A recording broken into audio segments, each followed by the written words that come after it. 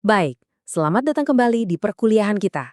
Hari ini kita akan melakukan sebuah perjalanan waktu kembali ke tahun 1943, ke sebuah titik yang bisa dibilang merupakan fajar dari semua yang kita kenal sekarang sebagai kecerdasan buatan.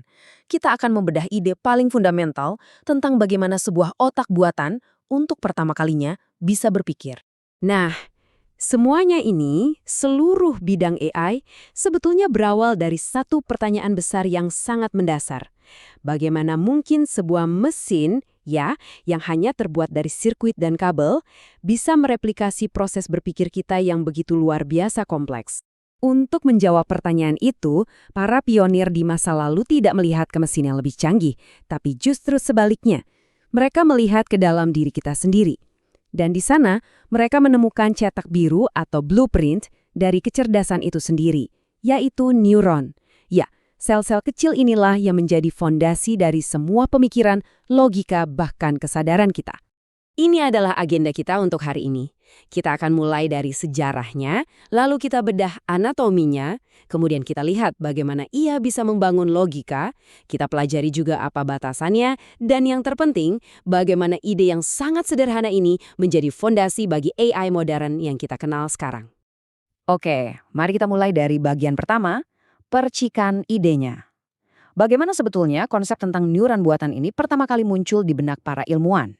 Jawabannya membawa kita ke tahun 1943. Coba Anda bayangkan, di tengah gejolak Perang Dunia Kedua, seorang ahli neurofisiologi bernama Warren McCulloch dan seorang ahli logika muda, Walter Pitts, menerbitkan sebuah makalah ilmiah yang kelak akan mengubah segalanya. Mereka berdua merumuskan model matematis pertama dari sebuah sel otak. Dan ini adalah poin yang paling krusial. Tujuan mereka sebetulnya bukan untuk meniru neuron biologi secara persis dengan segala kerumitannya, bukan.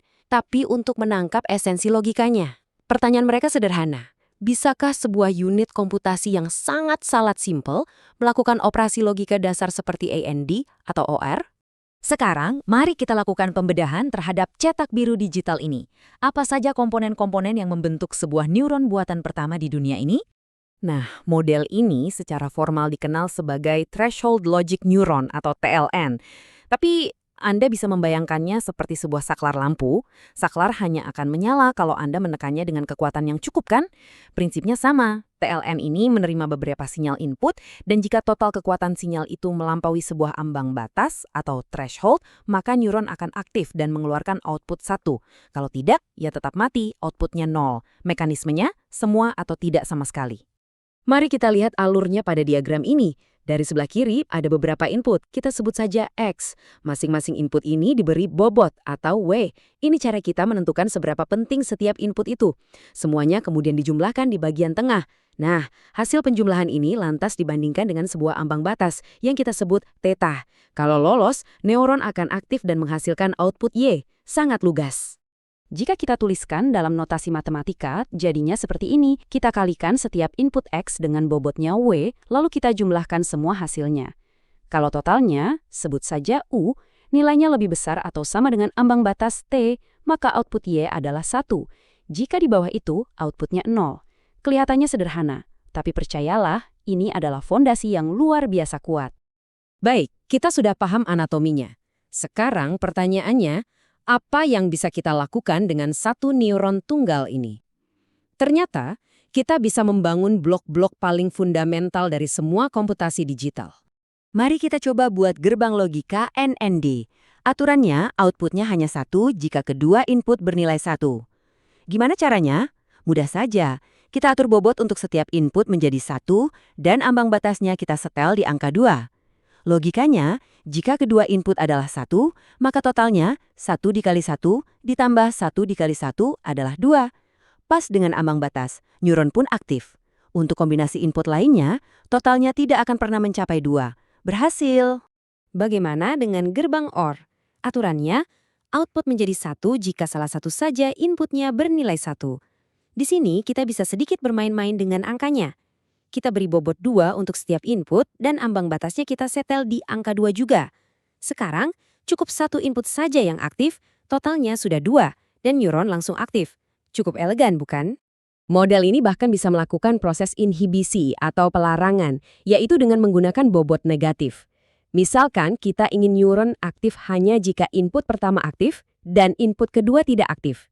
Kita bisa beri bobot 2 pada input pertama dan bobot negatif katakanlah -1 pada input kedua. Dengan cara ini, jika input kedua aktif, ia justru akan mengurangi total sinyal dan mencegah neuron untuk mencapai ambang batasnya. Ini semua mungkin terdengar abstrak ya. Mari kita bayangkan aplikasi yang sangat sederhana. Kita bisa membuat sebuah neuron yang bertugas untuk mengklasifikasikan jeruk. Pertanyaannya, apakah jeruk ini besar dan bulat? Nah, kita bisa setel neuron ini sebagai gerbang AND. Jika jawaban untuk besar adalah ya atau 1, dan bulat adalah ya 1, maka neuron akan aktif. Inilah bentuk paling-paling dasar dari sebuah sistem klasifikasi. Sampai di sini semuanya tampak berjalan lancar. Tapi, seperti semua model yang revolusioner, justru pemahaman akan keterbatasannya lah yang seringkali memicu lompatan besar berikutnya dalam ilmu pengetahuan. Pertanyaan pentingnya sekarang, apakah satu neuron ini bisa melakukan segalanya? Bisakah ia menyelesaikan semua masalah logika yang ada? Mari kita hadapkan ia pada sebuah tantangan klasik di dunia komputasi. Inilah tantangan terbesarnya, gerbang XOR atau exclusive OR. Aturannya agak aneh. Output hanya akan 1 jika kedua inputnya berbeda. Kalau inputnya sama, entah itu sama-sama 0 atau sama-sama 1, outputnya harus 0. Kalau Anda coba cari kombinasi bobot dan ambang batas untuk satu neuron, silakan coba. Anda akan sadar bahwa ini mustahil. Tidak ada satu set angka pun yang bisa memenuhi keempat kondisi ini sekaligus. Dan disinilah aha momennya. Masalahnya ternyata bukan pada angka, tapi pada geometri. Bayangkan neuron ini seperti seorang pemisah yang hanya bisa menggambar satu garis lurus. Untuk masalah AND dan OR, dia bisa dengan mudah memisahkan mana kelompok ya dan tidak dengan satu garis. Tapi untuk XOR, ini tidak mungkin. Anda tidak akan pernah bisa memisahkan kelompok ya dan tidak dari XOR dengan hanya satu garis lurus. Jadi, apa solusinya? Jawabannya sungguh brilian dan menjadi dasar AI modern. Solusinya bukan membuat neuron yang lebih pintar, tapi memakai lebih banyak neuron sederhana dan menyusunnya dalam lapisan-lapisan atau layers. Satu neuron mungkin tidak bisa, tapi bagaimana jika kita punya tim neuron? Seperti di diagram ini, lapisan pertama memecah masalah menjadi bagian-bagian yang lebih sederhana, lalu lapisan berikutnya menggabungkan hasil-hasil itu untuk mendapatkan jawaban akhir. Konsep inilah yang menjadi jantung dari semua deep learning modern. Baik, di bagian terakhir ini, mari kita tarik kesimpulan dan melihat bagaimana ide dari tahun 40-an ini meninggalkan warisan yang abadi dan membentuk dunia AI yang kita kenal saat ini. Tentu, kekuatan model ini adalah kesederhanaannya, mudah dipahami, mudah dihitung. Ia membuktikan bahwa komputasi bisa muncul dari unit-unit yang sangat dasar. Namun, kelemahannya juga jelas. Semua bobot dan ambang batasnya harus kita atur secara manual.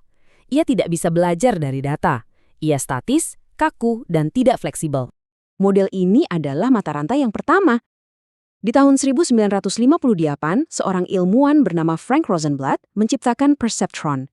Ini pada dasarnya adalah neuron McCulloch-Pitts yang diberi kemampuan untuk belajar bobotnya sendiri. Sebuah lompatan besar. Dan beberapa dekade kemudian, kita menskalakan ide ini menjadi jaringan dengan ratusan bahkan ribuan lapisan yang kita sebut deep neural networks. Semuanya berakar dari sini. Jadi, lain kali Anda berinteraksi dengan model AI yang canggih, entah itu di ponsel Anda atau di internet, ingatlah bahwa semuanya itu berdiri di atas pundak sebuah ide yang sederhana dan elegan dari tahun 1943. Ide bahwa proses berpikir yang kompleks ternyata bisa dibangun dari interaksi unit-unit logika yang sangat-sangat dasar.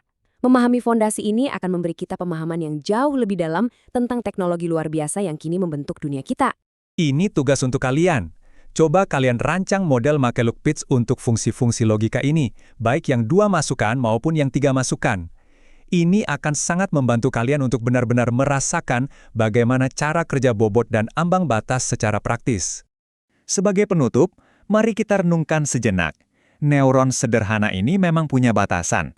Tapi, justru dari upaya para ilmuwan untuk mengatasi batasan fundamental seperti masalah XOR inilah, lahir konsep-konsep AI modern yang jauh lebih canggih. Pertanyaannya adalah, tantangan sederhana apalagi yang telah mendorong lompatan-lompatan besar berikutnya dalam dunia kecerdasan buatan? Itu adalah sesuatu yang menarik untuk kita pikirkan bersama. Sekian untuk hari ini, terima kasih.